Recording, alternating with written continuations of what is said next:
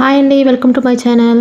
శ్రీకృష్ణ జన్మాష్టమికి ఆయనకి ఎంతో ఇష్టమైన అటుకుల పాయసం హెల్దీగా అలానే రుచిగా ఎంతో సులువుగా ఎలా చేసుకోవాలో ఈరోజు మనం చూసేద్దాం. దానికోసం ఒక పాన్ తీసుకొని ఒక స్పూన్ నెయ్యి వేసుకోండి. నెయ్యి హీట్ అయిన తర్వాత అందులోకి జీడిపప్పు కిస్మిస్ వేసి గోల్డెన్ కలర్ వచ్చే వరకు లైట్గా ఫ్రై చేసుకోవాలి. ఇలా ఫ్రై చేసుకోవటం వల్ల అవి తినేటప్పుడు క్రిస్పీగా ఉంటాయి, చాలా టేస్ట్గా ఉంటాయి. ఇప్పుడు అదే ప్యాన్లోకి జొన్న అటుకులను వేసుకోండి. ఇక్కడ నేను నార్మల్ రైస్ కాకుండా జొన్న అటుకులను వాడుతున్నాను. ఇవి ఎంతో హెల్దీ.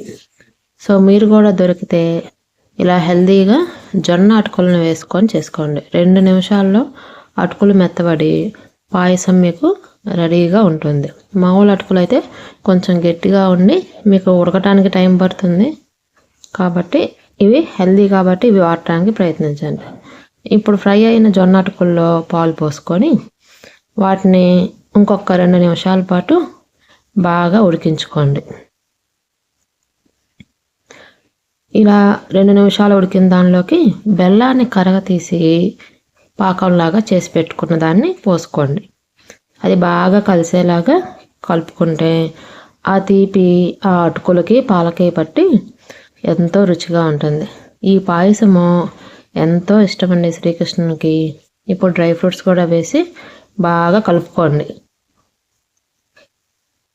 చూసారా అండి, చూడటానికి ఎంత రుచిగా ఉందో.